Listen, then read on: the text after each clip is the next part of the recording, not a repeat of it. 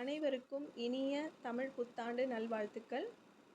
உலகமெங்கும் இருக்கும் தமிழ் மக்களுக்கு இந்த தமிழ் புத்தாண்டு ஒரு நல்ல புத்தாண்டாக அமையணும்னு வாழ்த்துக்கிறேன். வணக்கம், நான் உங்கள் doctor Suchitra Raj, consultant alternative medicine, holistic mind councillor, psychologist, founder, win yoga.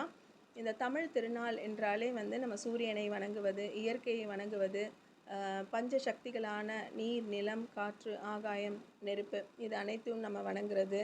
அதே மாதிரி உலகமெங்கும் இருக்கும் தமிழ் மக்கள் இன்றைய தினத்தில் தமிழ் பண்பாடுக்கான நம்ம கலாச்சாரம் சார்ந்த ஒரு நாட்டியமாக இருக்கலாம், இல்லை பாட்டாக இருக்கலாம், இல்லை சொற்பொழிவாக இருக்கலாம், இல்லை காப்பியங்களை பற்றி நம்ம பேசுகிறதாக இருக்கலாம், இல்லை திருக்குறளின் மகத்துவத்தை பற்றி பேசுவதாக இருக்கலாம், பட்டிமன்றமாக இருக்கலாம்.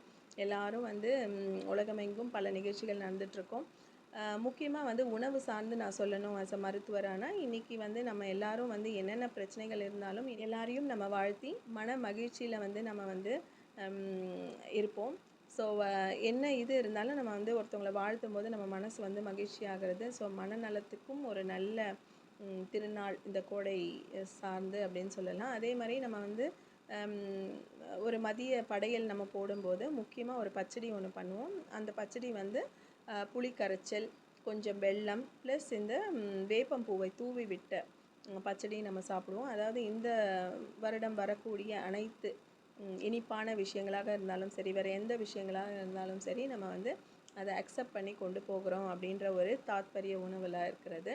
அதே மாதிரி இந்த 3 கனிகள் மா, பலா, வாழை, இதில் பல மகத்துவங்கள் இருக்கிறது. ஸோ இந்த சீசனில் கிடைக்கக்கூடிய இந்த நுங்காக இருக்கலாம், எதுவாக இருந்தாலும் நீங்கள் இதெல்லாம் எடுத்து உங்களோட ஹெல்த்தை பெனிஃபிட்ஸ் கொண்டு வரணும். ஸோ ஒரு விஷயத்தோட பெனிஃபிட்ஸை நான் வரும் ஷார்ட்ஸில் நான் பேசலான் இருக்கேன். அது வரைக்கும் நன்றி, வணக்கம்.